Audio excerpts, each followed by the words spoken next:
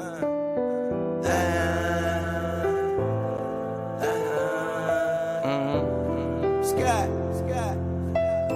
game's to be sold, not told. So we finna keep everybody broke. They say time is money. They say money talk. I ain't got no time to waste if you ain't got no time. Out and about, out chasing paper. The streets of my house and the house always wins like Vegas. Never down for the count. Second win, second nature. Bound mine, never had my hands out. Fuck favors. By design, everything tailored. In my youth, it was shell toes, no Chuck Taylors. Weed soap game, had a game so it's still the same code game, so it's still the same code. We all pay the cost, pay dues.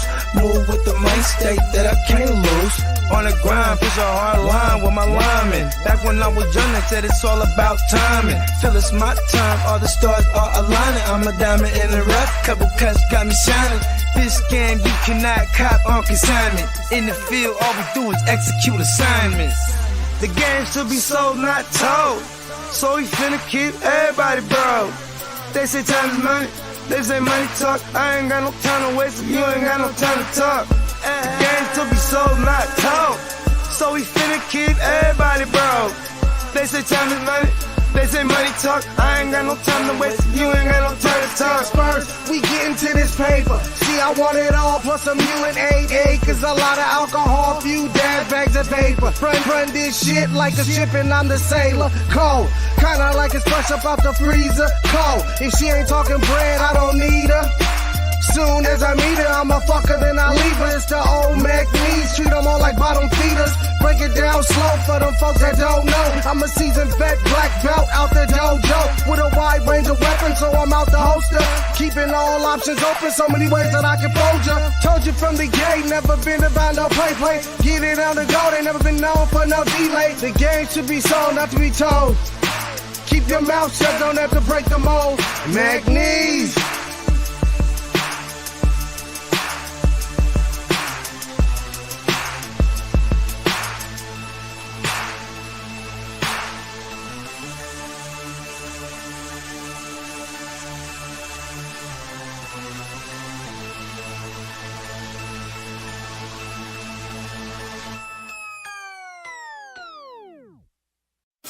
Break the work down, it's fence the move. Push that work out, I distribute. Break the work down, it's fence the move. Push that work out, I just distribute. A young pack mover, shot to my consumer. Jumping out the foreign or I'm hopping out the Uber.